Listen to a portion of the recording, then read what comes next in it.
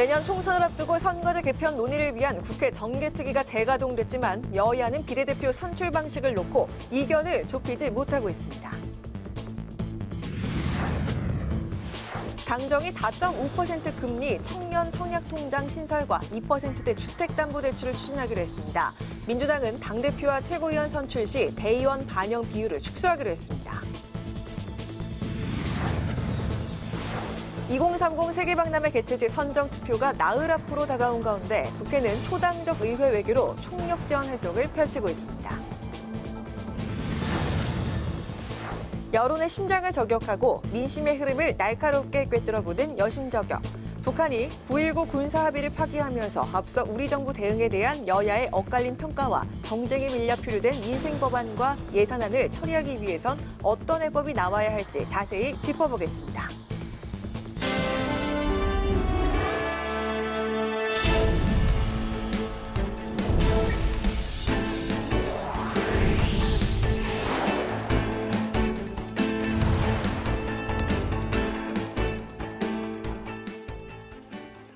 여러분 안녕하십니까? 11월 24일 금요일 국회 라이브 6 시작하겠습니다.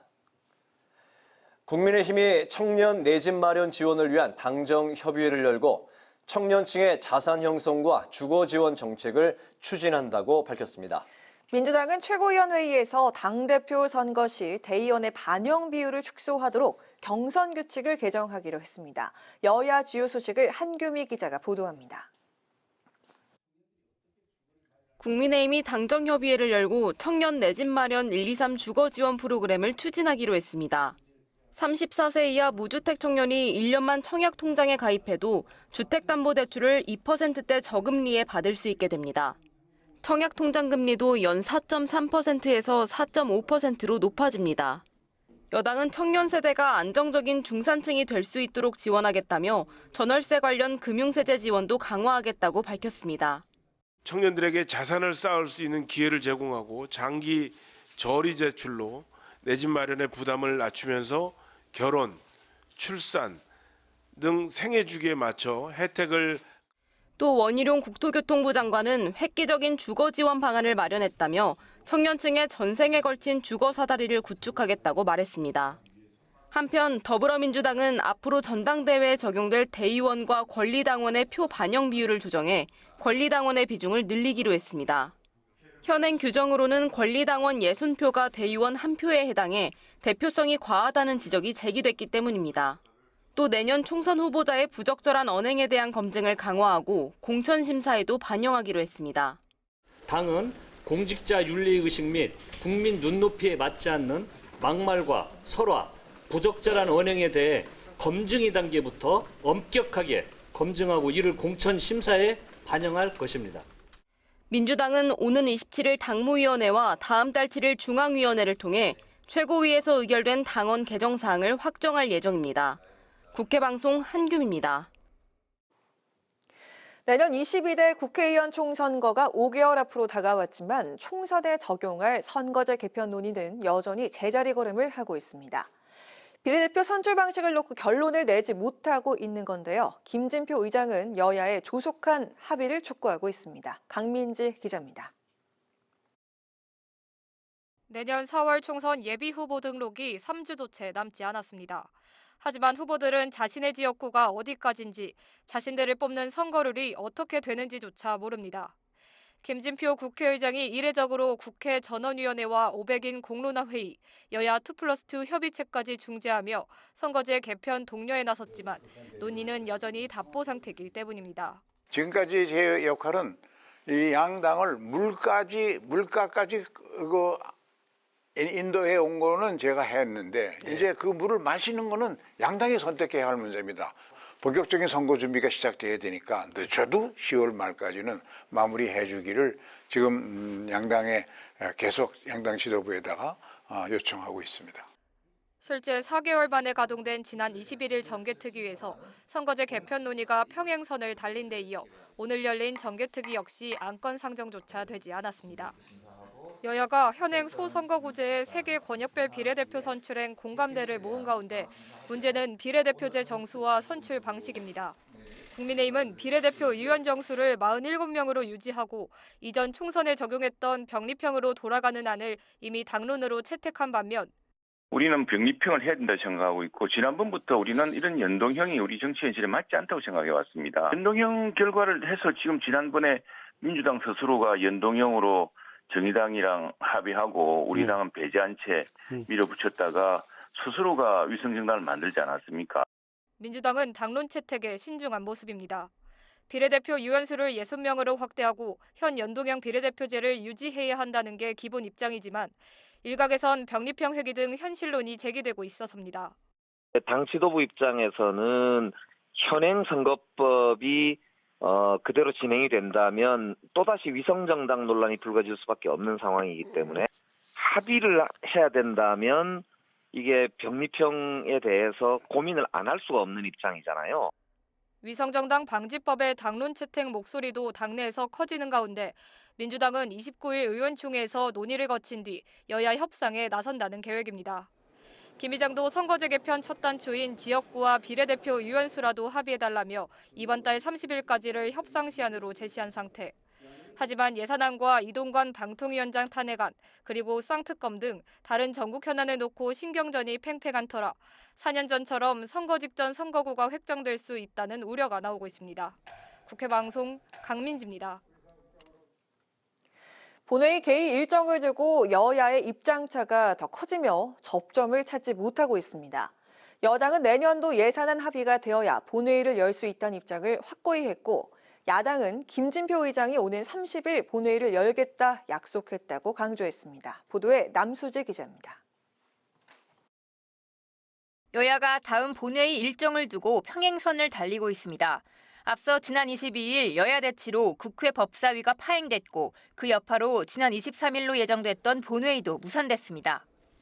당초 여야는 의장 주재로 열린 원내대표 회동에서 오는 30일과 내달 1일 본회의 일정을 협의한 것처럼 보였지만 국민의힘은 내년도 예산안이 합의돼야 본회의를 열 수 있다는 입장을 밝혔습니다. 즉 예산안 합의가 없다면 본회의도 없다는 겁니다. 여당은 30일과 1일에 연달아 본회의를 개의할 경우 민주당이 이른바 쌍특검법과 이동관 방송통신위원장 탄핵안을 처리할 것으로 보인다고 우려했습니다. 국민의힘은 민주당이 의사일정 협상을 왜곡하고 막장 정치를 하려 한다고 주장했습니다. 또 민주당이 김진표 국회의장과 본회의 일정을 합의했다고 주장하는 것도 사실이 아니라고 못 박았습니다. 만약 그게 사실이라면 국회의장의 중립 의무를 위반한 것이라 지적했습니다. 탄핵안을 30일에 보고하고 다음 달 1일에 처리하는 것에 대해서 국회의장께서 약속했다고 주장했습니다. 저는 사실이 아니라고 알고 있습니다. 민주당에선 김 의장이 오는 30일 본회의를 열겠다 약속했다고 반박했습니다. 이어 여당이야말로 이동관 지키기에 몰두해 민생도 국정도 포기했다고 비판했습니다. 여당이 스스로 합의한 본회의 일정을 무산시킬 수 있는 것처럼 말하는 것은 궤변이라고 직격했습니다. 탄핵안 처리가 가능하지도 않았던 날에도 이동관 지키기에만 몰두하며 민생도 국정도 포기한 여당의 무책임함에 국민은 혀를 내두르고 있습니다. 그러면서 방송장악 시도를 포기하고 사과와 함께 이동관 방통위원장을 파면시키는 것이 탄핵을 피할 수 있는 방법이라고 주장했습니다. 양당의 대립이 첨예한 가운데 여야는 다음 주 김진표 국회의장 주재로 양당 원내대표 회동을 통해 의사일정 협의를 이어갈 예정입니다. 국회 방송 남수지입니다. 2030 세계 박람회 개최지 선정 최종 투표가 나흘 앞으로 다가왔습니다. 정부와 국회가 그동안 원팀이 돼 막판 유치 총력전을 펼쳤는데요. 입법적 뒷받침을 위한 토대를 다지고 전방위적 의회 외교로 정부 외교의 사각지대를 다진 국회의 부산 엑스포 유치 총력전을 장정현 기자가 살펴봤습니다. 2030 부산 세계 박람회의 성공적 유치 및 개최를 위한 결의안은 가결되었음을 선포합니다.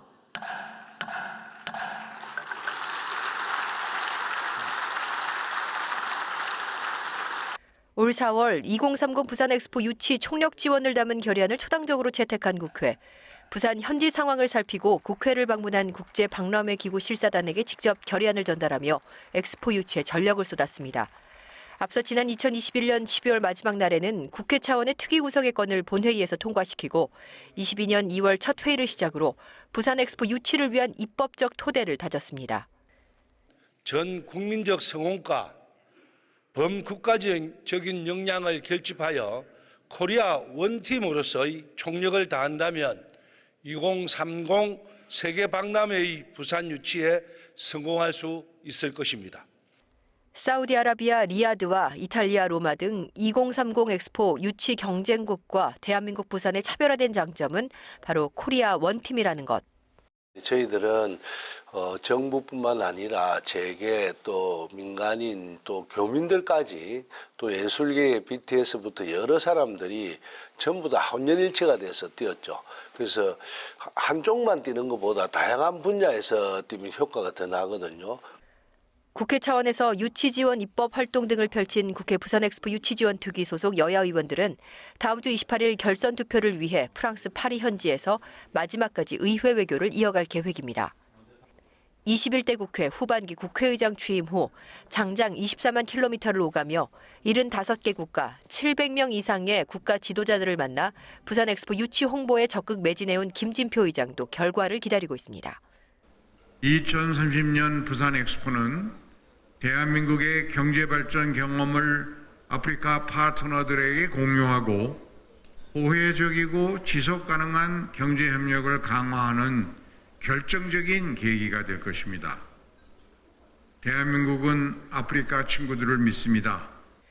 오는 28일 프랑스 파리에서 국제박람회기구 회원국 182개국의 비밀 투표로 결정되는 2030 엑스포 개최지. 투표는 1차에서 3분의 2 이상 지지를 얻은 도시가 개최지로 선정됩니다. 3분의 2 이상의 지지를 얻은 도시가 없으면 1, 2위를 차지한 도시를 놓고 2차 결선 투표를 진행해 득표가 많은 곳이 개최지로 최종 결정됩니다. 국회 방송 장장현입니다.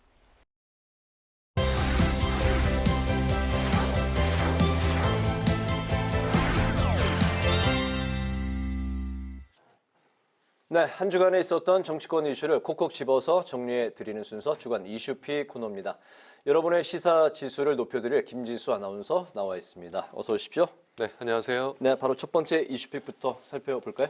네, 첫 번째 이슈픽입니다. 엑스포 D-Day 4입니다. 네. 이제 2030 세계 박람회 개최지 선정 투표가 나흘 앞으로 다가왔는데요. 정부 외교의 사각지대를 보완하기 위해서 의회 외교에 총력을 기울인 김진표 국회의장 그리고 이 초당적으로 협력한 여야의 노력이 어떤 결실을 맺게 될지 주목되고 있습니다. 네, 정부 외교의 사각지대를 보완하기 위해서 그동안 불철주야 정말 의회 외교에 총력을 기울여 온 국회와 이제 김진표 의장인데요. 네. 이번 그 김진표 국회의장과 여야가 힘을 모아왔던 그 과정을 좀 살펴볼까요? 네, 앞서 저희가 리포트에서도 전해드렸지만 다시 한번 정리를 해보도록 하겠습니다. 네. 이번 엑스포 유치를 위해서 김진표 국회의장 앞서 전해드린 대로 의회 외교에 총력을 기울였는데요. 정부 외교는 이 동맹국과의 외교에 주력할 수밖에 없는 사각지대가 존재하기 때문에 이 정부 외교보다는 보다 유연하게 접근할 수 있는 의회 외교의 이점을 살리는 데 주력한 건데요. 이번 정기국회 개회식에서 이 김진표 국회의장이 엑스포 유치에 대한 의지를 밝혔습니다. 직접 들어보시겠습니다. 부산 엑스포를 88 올림픽 2002년 월드컵에 어긋가는 국가 중흥의 도약대로 삼아야 합니다. 부산 엑스포를 국군 융성의 전기로 만들 수 있도록 마지막까지 총력을 다해 유치 활동을 펼치겠습니다. 네. 네, 김 의장은 지난해 7월에 취임한 이후에 75개국에서 이 700여 명을 만나서 지지를 호소했습니다. 상당한 강행군이었고요. 지난 22일까지 이어진 멕시코와 칠레, 인도네시아 순방을 마치고 이제 유치 활동을 마무리를 했습니다. 이와 함께 초당적으로 협력한 여야의 노력도 있었는데요. 지난 4월 3일 본회의에서 만장일치로 2030 부산 세계 박람회 유치를 위한 결의안을 가결을 했고요. 이미 그전부터인 2022년 초부터는 국회 2030 부산 박람회 유치 지원 특위를 구성해서 국제 박람회 기구 실사단이죠. BIE 회원국의 대표단을 파견을 하고요. 네. 부산 유치에 대한 지지를 요청해 왔습니다. 네, 이미 오래전부터 유치를 위한 노력을 기울여 왔었는데 국회가 이처럼 그 초당적으로 협력을 해서 유치를 지원한 이유, 첫 번째로 바로 이제 경제 효과를 들 수가 있을 텐데, 네. 부산의 유치가 이제 확정이 되면 고용 창출 효과, 물론이고 또 60조 원에 달하는 경제 효과가 발생할 걸로 예측이 되고 있다고요. 네, 이제 그런 부분들이 이제 이번 박람회 유치의 상당히 중요한 이유가 될 텐데요. 네. 한국개발연구원 KDI와 대한상공회의소의 이제 분석 자료를 보면 한국이 부산 엑스포를 유치할 경우 61조 원 규모의 경제적 파급 효과를 얻게 되고요. 약 50만 명 정도의 고용이 창출될 것으로 예측이 됩니다. 실제로 이제 과거 사례를 좀 살펴보면요. 지난 2015년 밀라노 엑스포 당시에 경제 효과가 53조 원이었고요. 네. 2020년 두바이 엑스포는 이제 코로나 악재 때문에 좀 줄어들긴 했습니다만 38조 원의 경제 효과가 있었습니다. 또 현재 지금 그 투표 이제 참여하는 국가들의 상황을 살펴보면 현재 2030 엑스포는 우리나라와 사우디 그리고 이탈리아 이렇게 세 곳이 경합을 벌이고 있는데요. 사우디가 이 오일머니라는 자금력을 앞세워서 초반에는 우위를 점하고 있었지만 지금 중동의 이제 상황이 좀 정세가 불안정하지 않습니까? 그리고 인권 문제 등이 있기 때문에 분위기가 조금 바뀌고 있는데요.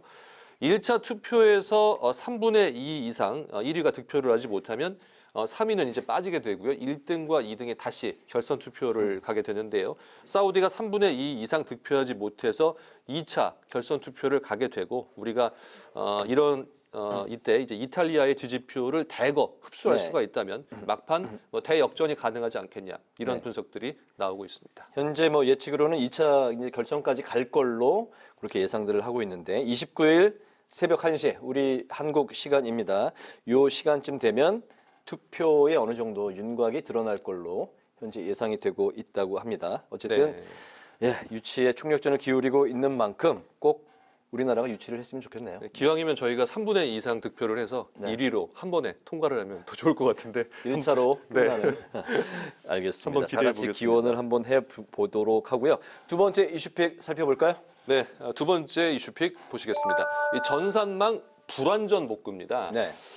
지난 17일부터 이제 3일간 이 최장의 사태였죠. 이 행정 전산망이 마비가 됐었고요. 그리고 나서 이제 정부가 이 마비가 완전 복구됐다 이렇게 설명은 했지만 사실 네.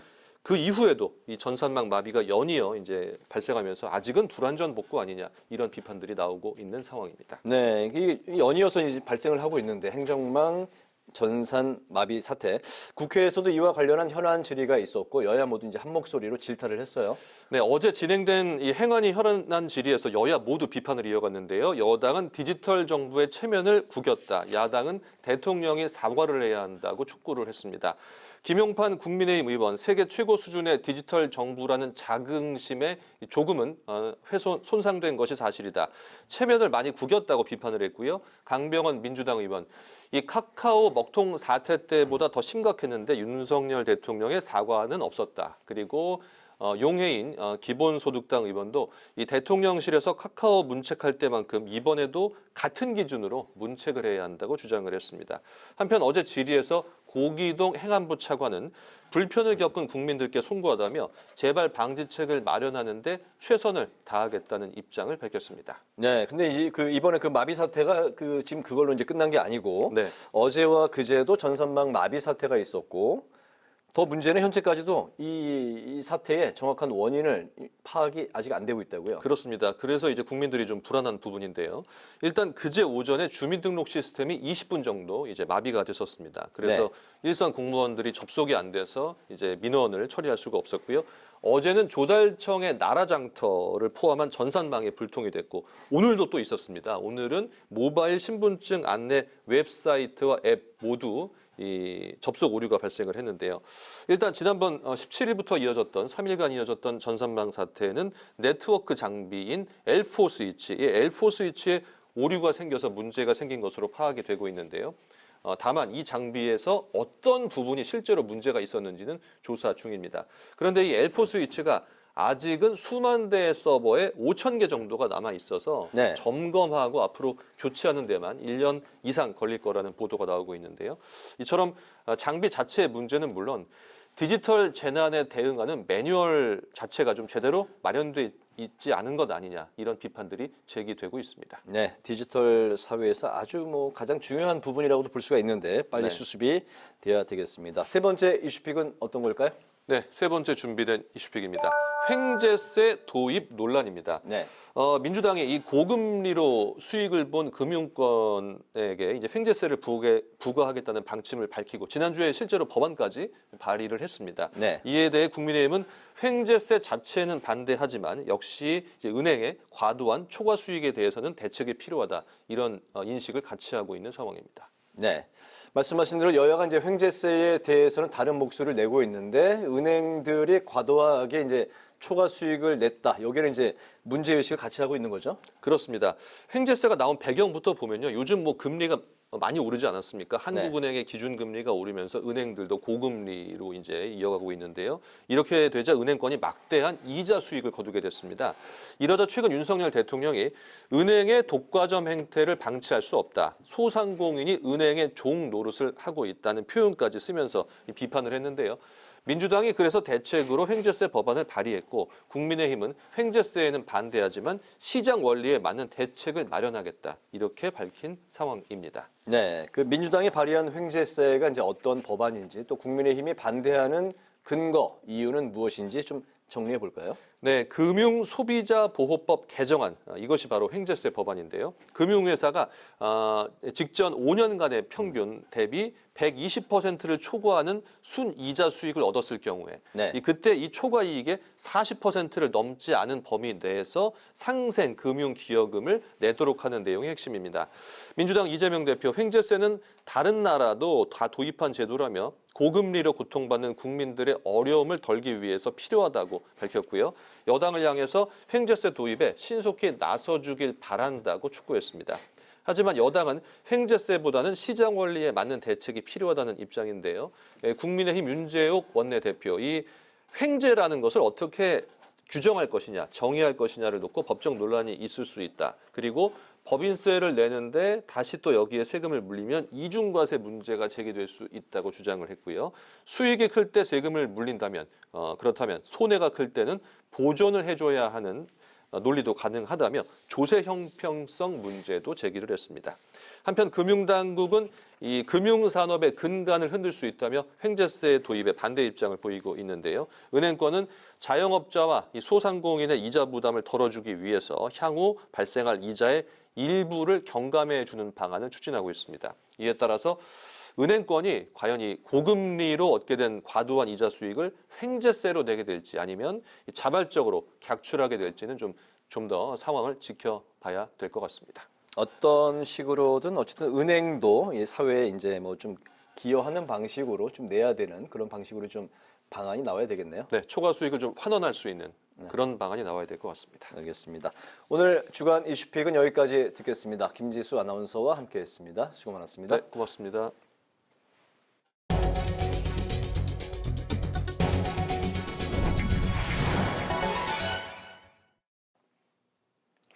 국민의힘 혁신위원회가 3명의 혁신위원들의 사퇴설을 일축했습니다. 혁신위는 인유한 위원장이 사퇴설이 제기된 혁신위원들과 오찬을 가졌으며 사의를 표명한 바가 없음을 확인했다고 밝혔습니다. 앞서 일부 언론은 김경진 혁신위원이 혁신위는 김기현 지도부 체제를 유지하기 위한 시간 끌기용이라고 발언했으며 이에 반대한 박소연, 이젠마, 임장미 혁신위원이 사의를 표명했다고 보도한 바 있습니다. 민주당이 대통령 직속 국민통합위원회가 여당의 메가시티론 추진 이후 지역소멸 대응 특별위원회 발족을 무기한 연기한 것을 두고 무책임하다고 비판했습니다. 최민석 대변인은 브리핑에서 윤석열 정부는 지역소멸 위기보다 총선 수도권 위기론 해결이 더 급하냐며 정부가 국가 발전보다 정권 안위를 중요하게 여긴다고 말했습니다.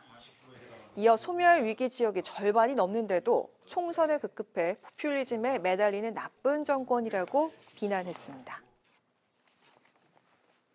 국민의힘 인재영입위원회가 공정하고 투명한 영입 과정을 선보이겠다며 국민이 직접 내년 총선 인재를 뽑는 투표를 기획하고 있다고 밝혔습니다.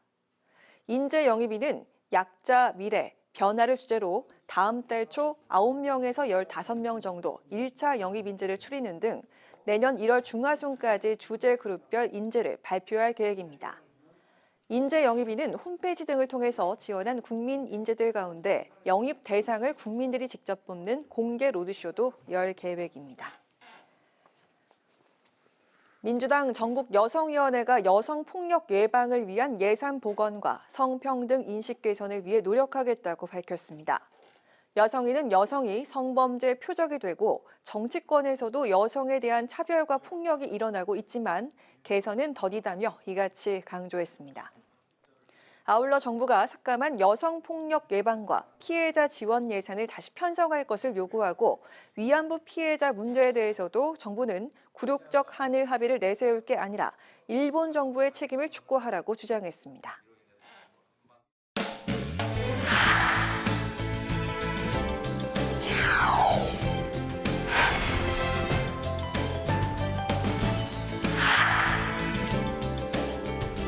Wishes to give back.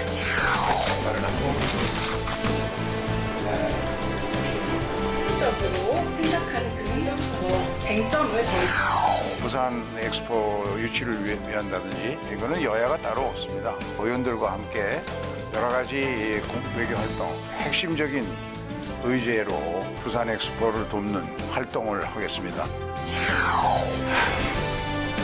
kita memulai pertemuan ketua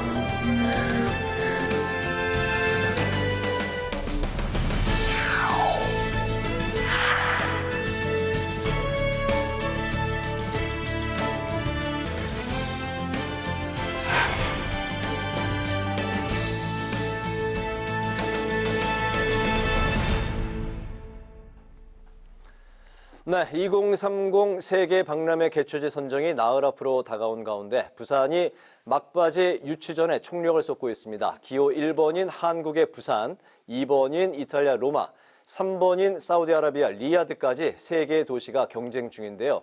국회 2030 부산 세계 박람회 유치 지원 특위위원이신 부산 북구 강서구 갑의 전재수 민주당 의원과 전화로 연결돼 있습니다. 의원님 안녕하십니까? 네, 반갑습니다. 전재수입니다. 네, 반갑습니다. 네. 윤석열 대통령이 영국 국빈 방문 일정을 마치고 막판 총력전을 벌이기 위해서 프랑스 파리에 입성을 했는데요. 여기는 또 이제 4대 그룹 총수를 포함한 국내 재계 인사들도 대거 집결을 했고 또 국회 부산 엑스포 유치 지원 특위 위원들도 프랑스로 이제 떠나게 되는데요. 부동층 40개국 공략이 가장 중요한 이제 관건이라고 들었습니다. 막바지 총력전을 위한 전략이 어떻게 될지 먼저 좀 들어볼까요? 예, 일단은 대한민국의 국가 역량 또 외교 역량이 전부 결집을 한 상태고요. 네. 파리에 다 결집을 했습니다. 그리고 우리 국회 2030 유치지원 특별위원회도 1월 날 오전에 이제 프랑스 파리로 출국을 합니다. 이 모든 외교 역량, 국가 역량이 총 결집됐다라는 말씀을 드리고, 네. 막판에 결국은 지금은 이제 뭐 다른 전략이라는 게 있을 수가 없습니다. 최대한 기업은 기업 차원에서 최대한 많이 만나고, 행정부는 행정부 차원에서 동원할 수 있는 자원을 총동원하고, 국회는 또 국회 나름대로의 그 외교 채널들이 있거든요.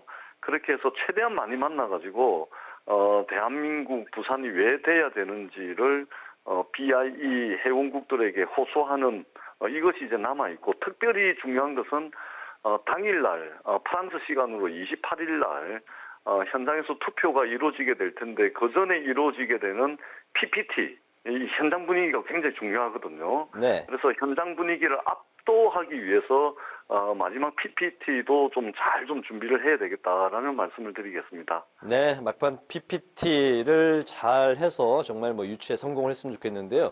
부산이 이제 기호 1번을 확보한 만큼 좋은 기운이 돌고 있는 것 같습니다. 부산은 넘버원 문구를 최대한 활용한다는 방침인 걸로 전해지고 있는데 파리와 부산에 나란히 유치 응원장도 조성이 된다고 들었습니다. 현재 그 부산 분위기가 궁금한데요. 부산 분위기와 또 시민들이 어느 정도 유치 염원을 기원을 하고 있는지 좀 평소 의원님이 몸소 느끼고 계실지요? 예, 사실 이게 엑스포 개최 도시 후보 도시는 이제 부산이긴 하지만 그래서 부산의 시민들의 열기가 굉장히 뜨겁고 기대가 크긴 하지만 이것은 부산만의 문제가 아니고 대한민국 전체, 대한민국 미래가 달린 문제라는 측면에서 저희들이 접근을 하고 있고요. 그다음에 28일 날 프랑스 현지 시간인데 28일 날 우리나라 시간으로 하자면 29일 새벽쯤이 될 텐데 이제 투표 결과가 나옵니다. 그래서 부산에서도 우리 시민들의 열기를 마지막에 좀 한 곳으로 모아야 되겠다라는 생각으로 다양한 시민들의 참여 행사를 기획을 하고 있고요. 뭐 당장 내일 같은 경우는 이제 부산역 앞에서 부산 시민들이 자발적으로 모여서 플래시몹이라든지 뭐 이런 행사들을 하고 있습니다. 그래서 투표 당일날까지 부산 시민들의 마음과 염원을 담아낼 수 있는 다양한 행사들을 지금 준비를 하고 있습니다. 네, 우리 시간으로 29일 오전 1시, 새벽 1시쯤에는 개최지 윤곽이 드러날 걸로 이제 전망이 되고 있습니다. 의원님도 현지로 이제 출국을 하시는가요? 그렇습니다. 저도 일요일 날 오전에 파리로 출국을 합니다. 네, 출국해서 현지에서 이제 그 일정이 어떻게 되시는지 궁금하고요. 또 개최지 발표 마지막까지 또 이제 어떤 활동을 하게 되실까요? 예, 일단 그 세계 박람회 기구 본부가 프랑스 파리에 있습니다. 그렇기 때문에 직접 투표할 사람들이 파리로 다 몰려들 텐데 국회가 가지고 있는 그동안 다양한 외교적 네트워크가 있습니다. 그래서 여야 의원, 주로 이제 부산 국회의원 또는 부산 출신의 국회의원들이 13분이 이제 파리로 갈 텐데 BIE 이 박람회 기구 본부가 거기 있기 때문에 이런저런 네트워크를 총동원해가지고 어떻든 사람들을 최대한 많이 만나는 그런 일정들을 좀 기획을 하고 있고요. 그리고 이 부산 엑스포 개최를 위해서 특히 이제 부산 출신의 국회의원들이 많은 기대를 하고 있고 또 누구보다도 응원을 많이 하고 있는데 이것이 부산 미래, 그러니까 지방 소멸 때문에 이제 부산도 상당히 인구도 많이 줄어들고 있고 사실 위축되고 있는 것이 사실인데 이번에 엑스포를 유치를 해가지고 부산이 새롭게 좀 미래 비전을 가지고 출발할 수 있는 계기가 될 수가 있기 때문에 저희들이 최선을 다하고 있다라는 말씀을 드리고 비단 이 문제는 부산의 미래뿐만이 아니고 대한민국이 서울 수도권 중심의 성장 엔진 하나만 가지고 지금 위태롭게 날아가고 있는데 부산이라는 이 부산이 엑스포를 유치를 하게 되면 대한민국의 성장 엔진을 하나 더 장착할 수 있다. 이런 이제 기대와 믿음을 가지고 있기 때문에 저희들이 최선을 다하고 있고 부산 시민들도 마음을 모으고 있다는 말씀을 드리겠습니다. 네, 세계 엑스포를 이제 개최한 나라의 경제 효과가 대단한 걸로 이제 분석이 되고 있습니다. 50몇 조에서 지난번에는 코로나 이제 그 상황임에도 30조가 넘는 경제 창출 효과가 있었는데요. 마지막으로 이제 유치위원이시고 또 부산 재선 의원으로서 부산 엑스포 개최를 바라는 염원을 마지막으로 좀 들어볼까요? 예. 일단 제가 이제 부산의 국회의원이고 당연히 부산 2030 엑스포가 부산이 유치돼야 된다라는 그런 생각을 가지고 있고 그러나 저보다 더 우리 부산 330만 부산 시민들이 더 간절하게 염원을 하고 있습니다. 특히 부산 엑스포가 유치가 되게 되면 부산의 여러 가지 교통 인프라라든지 또는 이제 엑스포 기간에 전 세계 시민들이 6천만 명 이상이 부산을 찾게 됩니다. 그렇게 된다면 부산이 그동안 침체되고 위축됐던 이런 상황을 완전히 탈피하고 새로운 미래를 개척할 수 있는 출발점이 될 수 있다라는 기대를 부산 시민들이 가지고 있기 때문에 이제 마지막 서포트가 중요합니다. 마지막 이제 한 3, 4일 남았는데 저희들이 마음을 모으고 염원을 모으고 마지막 총력전을 해가지고 좋은 결실을 맺을 수 있도록 최선을 다하겠다라는 말씀을 드리겠습니다. 네, 6천만 명이 꼭 부산으로 모일 수 있도록 부산 세계 박람회 유치가 꼭 성공되기를 저도 기원을 하겠습니다. 의원님 오늘 말씀 잘 들었습니다. 감사합니다. 저희도 끝까지 최선을 다하겠습니다. 고맙습니다. 감사합니다. 네. 네. 국회 2030 부산 세계 박람회 유치 지원 특위 위원이신 민주당의 전재수 의원이었습니다.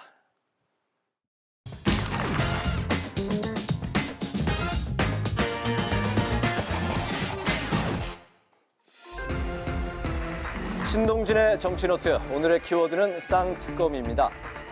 여야가 이동관 방송통신위원장 탄핵 재추진과 쌍특검 상정 시도 등을 놓고 대치 중인데요. 쌍특검, 바로 민주당이 윤석열 대통령 부인 김건희 여사의 주가 조작 의혹을 두고 특검법 처리를 주장하면서 대장동 50억 클럽도 소환한 건데요. 민주당이 도이치모터스 주가 조작을 둘러싼 김 여사 사건에 대해 특검을 주장하는 건 검찰이 통상 관례에 비춰 무리하게 수사를 지연시켰다는 것, 그리고 지난해 권오수 도이치모터스 회장과 주가 조작 선수들을 기소했는데도 불구하고 현재까지도 관련자인 김 여사에 대해 결론을 내지 않았기 때문입니다. 하지만 국민의힘은 민주당이 집권당 시절 많은 검찰 인력을 동원하고도 못 밝혀낸 사건이라는 입장인데요. 민주당이 쌍특검 강행 처리를 예고하면서 애초 어제로 예정됐던 본회의는 여당 반발로 취소가 됐고 오는 30일과 12월 1일 본회의 동안 개최 여부가 불투명한 상황입니다. 11월 30일을 하고 12월 1일을 예산안 처리를 위해서 잠정적으로 본회의 날짜를 지정을 해놓은 겁니다. 예산안 합의가 없으면 본회의는 없는 겁니다. 다음 본회의는 예산안 처리가 가능한 시점에 개최돼야 합니다. 우리 국민의힘은 방통위원장 및 검사 탄핵, 쌍특검에 대해서는 어떤 협의에도 응하지 않을 것입니다. 이미 그 본회의 일정은 그 서류로 합의한 거 아닙니까? 11월 30일, 12월 1일, 그다음에 12월 8일인가요? 12월 8일까지 그 윤재욱 원내대표 본인 이름으로 사인을 한 합의서가 있는데 그걸 이제 와서 뒤집는다는 건 말이 안 되죠. 쌍특검 관련된 건 날짜가 특정된 건 아니고 정기국회 이내 처리한다는 것이 제 기본 원칙입니다.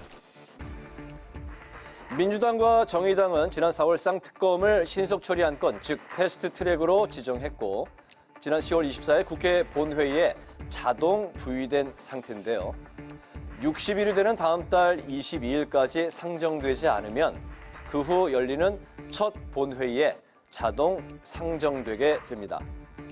그렇지만 민주당은 자동 상정일까지 기다리지 않고 다음 달 10일까지 정기 국회 안에 처리하겠다는 입장인 건데요. 다만 김진표 국회의장이 여야 합의를 본회의 소집 조건으로 걸고 있는 만큼 민주당의 쌍특검법 밀어붙이기가 지연될 가능성도 있는데요. 하지만 민주당이 과반 의석을 앞세워서 밀어붙이면 결국 막을 수 없는 현실적 한계가 있죠. 그렇다면 마지막 남은 카드는 대통령의 제2요구권, 국민의힘의 속내가 더욱 복잡해지고 있는데요. 국민들이 대통령 가족 측근에게는 더 엄격한 잣대를 요구하는 이른바 국민정서법이 반영된다면 여론의 역풍을 우려하지 않을 수 없기 때문입니다. 지금 전망은 좀 분분합니다. 전 하나만 거부권을 행사하지 않을까 이렇게 생각을 하고 있어요. 오히려 대장동을 행사하지 않을까 이렇게 저는 봐요. 제가 아직 극소수설입니다. 지금 특검을 해서 검찰에서 못 찾아낸 것을 찾아낼 만한 능력이 있을까요? 받아주시는 게 더 나을 것 같아요. 별로 불리할 거 없다고 봐요. 이렇듯 쌍특검에 대한 대통령의 제2요구권을 바라보는 여야의 온도차도 분명했는데요. 극단으로 치닫는 쌍특검 정쟁. 21대 마지막 정기국회가 얼마 남지 않은 시점에 여야는 더욱 살얼음판을 걷고 있습니다. 지금까지 신동진의 정치 노트였습니다.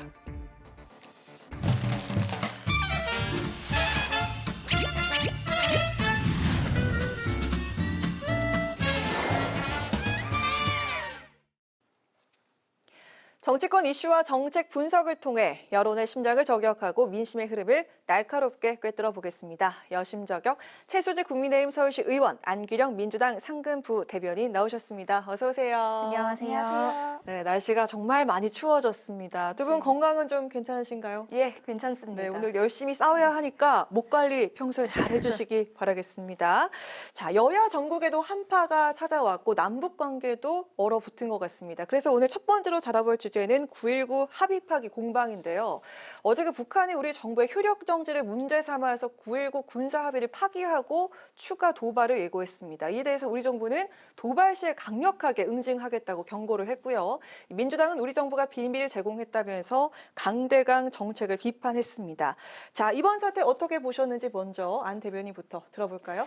네, 북한이 정찰 위성을 발사했습니다. 우주 궤도에 올린 것이죠. 그런데 우리 정부가 곧바로 9.19 군사 합의의 일부 조항의 효력을 정지시켰습니다.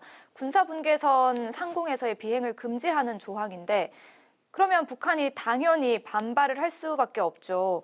왜냐하면 우리나라도 11월 30일에 군사 정찰 위성을 발사할 예정에 있습니다.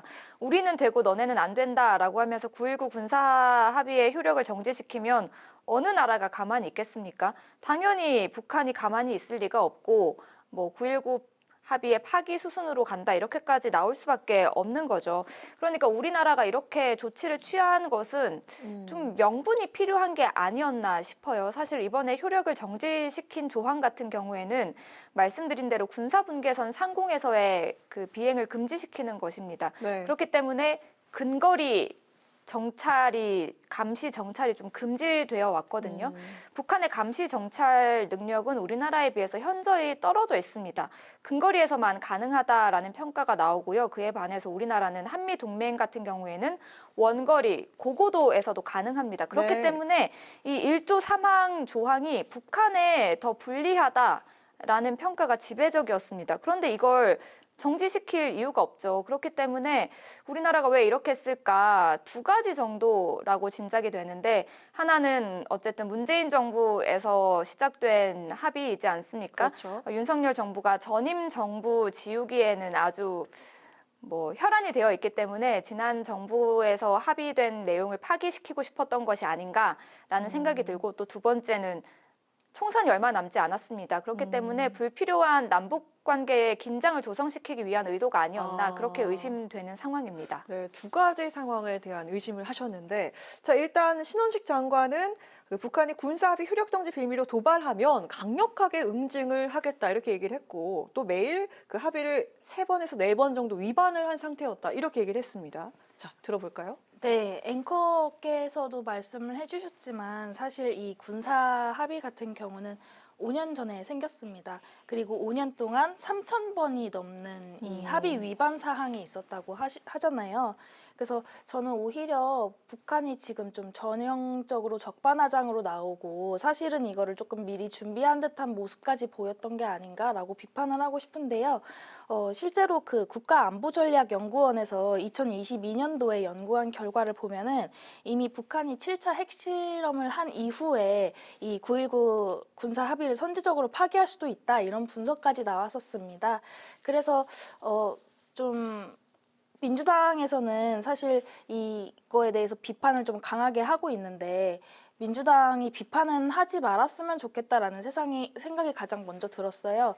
우리나라 제1야당으로 좀 이렇게 심각한 상황이 벌어지고 있는데 여기에 우리 정부를 향한 언사를 좀 비난을 하는 것보다는 좀 북한을 향해서 같이 비난을 해주었으면 좋겠다는 생각이 개인적으로는 들었고 또 북한에서 사용한 언사를 보면요. 대한민국 것들의 고의적이고 도발적 책동이라는 단어를 사용하면서 강하게 좀 군사 합의를 사실상 파기하는 듯한 모습을 보였는데 우리가 사실은 그동안 북한과 맺었던 합의나 선언 이런 것들을 중에서 우리나라가 먼저 깬 적은 절대 없습니다. 늘 북한이 먼저 깼었죠.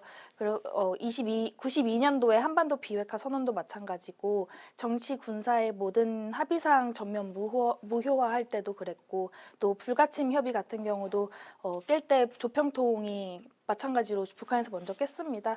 그래서 신원식 장관이 말했던 것처럼 북한도 합의를 사실상 이렇게 파기한 상태에서 또 다른 도발을 멈추지 않으면 우리도 좀 이걸 억제하기 위해서 대응을 해야 한다. 여기에 동의한다고 말씀드리고 싶습니다. 네, 그 말씀하신 것처럼 9.19 군사 합의가 체결된 이후에 위반 사례가 있었고 그에 따라서 군사적 긴장이 고조된 적은 있습니다. 하지만 이에 따른 무력 충돌은 발생하지 않았고 사상자도 발생하지 않았거든요. 이거는 팩트입니다. 그리고 일부 또 군사 활동에 제약이 생긴 것은 사실입니다. 그런데 군비 통제가 무엇인지 군비 통제의 상식과 취지를 먼저 생각해 봐야 되는데 군사 활동을 활발히 하자라는 것이 아니고요. 군사 활동에 제약을 두어서 불필요한 군사적 긴장이 생기지 않게 하고 상대의 신뢰를 구축하고 여기에 따른 무력 충돌이나 전쟁 위험을 방지하자라는 것에 있거든요. 그러니까 그 기본 취지에 맞게 생각한다면 우리 정부가 이번에 취한 조치는 오히려 북한이 원하던 그 이제 정찰 금지를 풀어주면서 앞으로 무력 충돌이나 군사적 분장을 더 유발시키는 행위임에 다름없다라고 지적하고 싶습니다. 네, 그 안보 상황 긴장을 더욱더 높이는 일인 것 같다라고 말씀하셨는데 이거에 대한 답변 먼저 부탁드릴게요. 네. 근데 그 합의 위반에 대해서도 이야기를 해주셨는데 네. 사실상 무력화하는 뭔가 그런 상황, 무력적인 상황이 발생하지는 않았지만 김정은이 직접 완충구역인 창린도에 나와가지고 포병 사격 훈련을 하기도 했었고요. 그리고 GP나 이런 우리 영공에도 무인기가 날아오기도 하고 GP에 낙탄이도 떨어져 오기도 하고 그런 네. 문제점들이 많이 발생했었습니다. 그래서 사실은 이게 우리만 지키고 있었던 합의다. 그래서 북한한테는 의미도 없었고 애초에 좀 존재하지 않은 합의였었지 않을까 걱정이 됐었고 그래서 저는 오히려 개인적으로 우리가 먼저 이 군사 합의를 파기하겠다고 선언을 했었어도 저는 잘했다는 평가를 개인적으로는 했을 것이다라는 말씀입니다. 아무래도 그 야당 측에서 계속해서 공격하고 있는 내용들이 많다 보니까 제가 한 가지만 더 정리해서 여쭙도록 하겠습니다. 보통 그 내부를 다스리기 위해서 외부의 적을 뒀을 때 좀 정치를 하기 쉽다 이런 말이 있습니다. 그렇기 때문에 이번 총선을 앞두고 좀 남북 관계 일부러 긴장감을 더하기 위한 그런 전략이다라는 말씀을 안 대변인 하셨는데 자 그에 대한 생각 어떻게 보십니까? 그렇게 말씀을 해주시는 건 사실은 좀 옳지 않다는 말씀을 먼저 드리고요. 그러면은 사실 북한이 우리 여당과 정부를 도와주는 격이다라고 오히려 반문을 할 수 있지 않을까요? 근데 국민의힘은 선거를 위해서 북한에 돈을 주고 총을 쏴달라고 했던 그 정당입니다. 그러니까 충분히 그런 의심을 할 수밖에 없는 거죠. 네, 여기까지 할까요? 자, 좋습니다. 저희가 다음으로 또 준비한 질문이 있으니까요. 넘어가 보도록 하겠습니다. 자, 민생 법안 표류에 대한 내용인데요. 여야가 이동관 방통위원장 탄핵 재추진과 쌍특검 법안 처리를 놓고 충돌하면서 130개가 넘는 민생 법안과 예산안 처리가 뒷전으로 밀려있는 상황인데 일단 어제 그 본회의가 무산이 먼저 됐고요. 11월 30일과 12월 1일 본회의 또한 개최 여부가 불투명한 상황이 됐습니다. 경쟁에 묶여서 표류가 된 민생 법안, 이건 어떤 해법이 나오면 좋을지 얘기를 좀 들어보도록 하겠습니다. 어떻게 생각하시죠? 해법이라고 하면 여당의 전향적인 태도 변화가 필요하죠. 애초에 23일 국회 본회의에서 민주당이 이동관 방송통신위원장에 대한 탄핵을 재추진할 것이다, 상정시킬 것이다, 그리고 쌍특검법을 상정시킬 것이다 이런 언론 보도가 있었습니다. 그러니까 화들짝 놀랐던 것 같아요. 법사위가 파행이 됐죠. 국민의힘 그 위원장의 주도로. 국민의힘은 이동관 위원장을 지키기 위해서 앞서서는 필리버스터를 포기하더니 이제는 130개에 달하는 민생 법안을 포기한 것이잖아요. 여당의 그 위치, 그 자격으로서 좀 무책임한 모습을 보여줬다라는 생각이 듭니다. 아니 이동관 위원장이 얼마나 중요하길래 이동관 위원장을 지키는 일이 얼마나 심각하길래 이렇게까지 하는지 모르겠습니다. 지금 국민의힘에서 하는 걸 보면 국민을 위해서 민생을 챙기는 것보다는 그냥 이동관 위원장 지키기에 혈안이 된 모습 같아요. 그래서 굉장히 안타깝다라는 생각이 듭니다. 네. 제가 하고 싶은 말도 마찬가지인데요. 민주당에서는 사실 내년도 예산안 처리보다는 이동관과 그 검사들 탄핵이 더 중요한 것 같다라는 생각이 오히려 저는 들었습니다. 본회의를 도대체 왜 잡아둔 겁니까? 이 예산안을 처리하고 민생 법안들을 처리하기 위해서 잡아둔 거였거든요. 그리고 예산안 통과 원칙이 그러니까 이 법정 예산 심의 시한은 12월 2일입니다. 네. 그래서 아마 이 직전까지도 대치 양상이 될 것이다라고 저는 개인적으로 예상이 되는데 오늘 홍익표 원내대표 같은 경우에는 최고위원회의에서 이렇게까지 이야기를 했습니다. 국민의힘이 참석하지 않더라도 30일 본회의에서는 탄핵소추안을 단독 처리시키겠다. 좀 이렇게 협박까지를 하고 있는 상황이거든요. 그래서 앵커께서 말씀을 해주셨다시피 지금 현안 법안 법안들이 많이 산적하게 계류되어 있는 상태고 또 이종석 헌재소장 임명 동의안도 국민적으로 좀 급한 일이라고 말씀을 드리고 싶고 또 국민들의 생활과 이 피부와 직결된 법안들은 좀 처리를 하는 것보다는 탄핵안에 목소리를 높이고 있는 상황은 네. 이해를 할 수 없다라고 평가를 하고 싶고요. 그리고 일단 정치적인 이슈로 뭔가 이 본회의를 열려고 하는 것보다는 일단 양당이 좀 타협과 대화를 통해서 어떤 것들이 우선시 되고 후처리는 또 어떻게 할 것인지에 대해서 먼저 다음 주에 의장이랑 같이 이야기를 한다고 하니까요. 양당 원내대표가 좀 그런 예산안이라도 먼저 처리를 해놓고 논의하는 모습들을 봤으면 좋겠다는 생각이 들었습니다. 네, 그 헌재소장 임명 같은 경우에는 여당 안에서도 임명이 필요하니까 본회의를 열어달라라고 여당 안에서도 그렇게 이야기가 나오고 있다고 합니다. 하지만 윤재욱 원내대표가 뭐 예산안과 연계시켜서 본회의에 뭐 동의할 수 없다라고 주장을 하고 있는 것이고요. 애초에 정치적인 이슈로 본회의를 열려고 한 것이 아니라 11월 30일, 12월 1일 같은 경우에는 여야 합의로 애초에 본회의를 열기로 이미 합의가 된 날짜였습니다. 그런데 지금 돌아가는 상황을 보니 뭐 이동관 위원장과 두 검사에 대한 탄핵 그리고 쌍특검 처리될 것 같으니까 지금 이렇게 온갖 핑계를 대고 미루거나 피하려고 하는 것이죠. 정말 무책임한 모습이 아닐 수 없습니다. 네.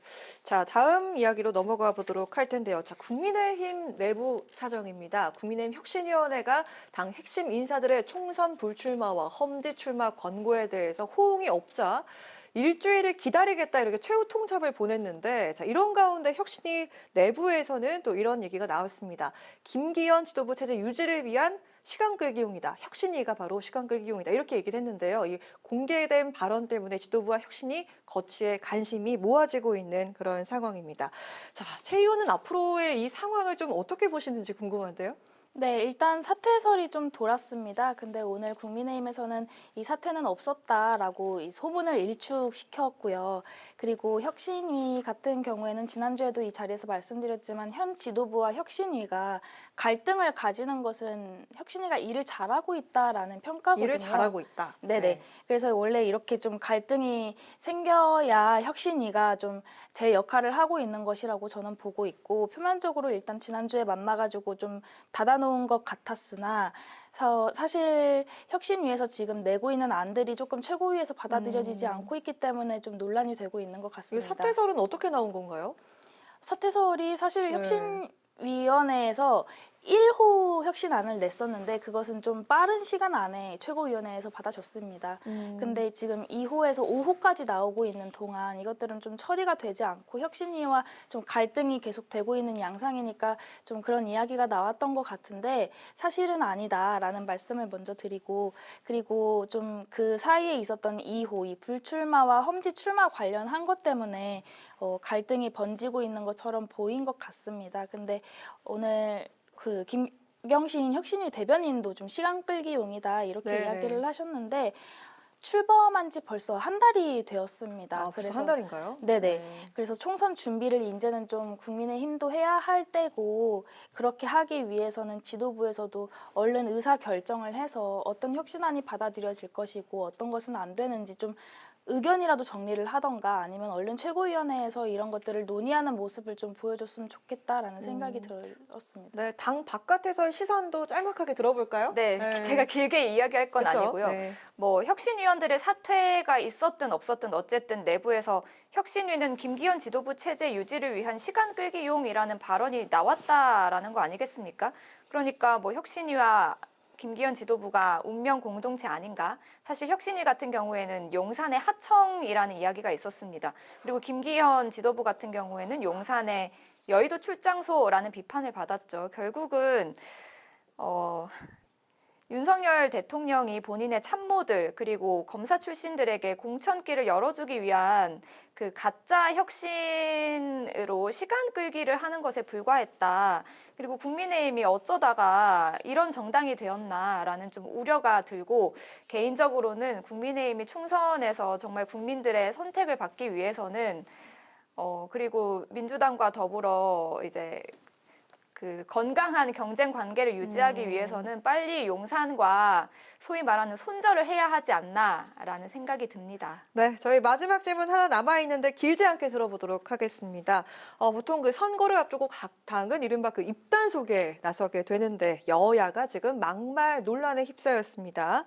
민주당 내에서 여성 비하 발언으로 당 징계를 받은 최강욱 전 의원 농후에서 논란인 상황이고요. 이재명 대표는 언행 주의를 당부를 했지만 친명계인 민영배 의원과 남영희 부원장은 오히려 최 전 의원을 두둔을 했습니다. 자, 그리고 국민의힘 측에서도 손수조 대표가 한 의원실 관계자가 자신을 향해서 그 SNS에 막말을 했다고 주장해서 문제가 되고 있는 상황인데 자, 각 당에서 이런 막말 논란에 대해서 어떻게 생각하시는지 어떤 대책을 세워야 할지 짧게 들어보도록 하겠습니다. 네, 먼저 저희 당에서 나온 발언들에 대해서는 드릴 말씀이 없습니다.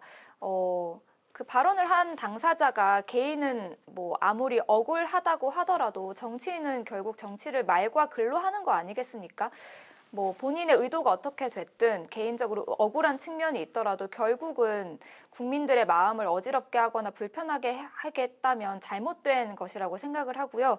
그래서 이재명 대표도 신속하게 최강욱 전 의원에게는 당원 자격정지 6개월의 중징계를 내렸습니다. 이제 이 본보기로 해서 앞으로 아주 강력하게 대처하겠다라는 의지로 읽히고요. 홍익표 원내대표 같은 경우에도 남영희 민주연구원 부원장에 대해서 징계를 할 수 있다 이런 시사를 했고요. 그리고 민주당 같은 경우에는 앞으로 총선 기획단이 후보자 검증위원회에 이 막말과 관련해서 검증을 강화하고 공천 심사에 반영하겠다라는 건의를 할 것으로 알려졌습니다.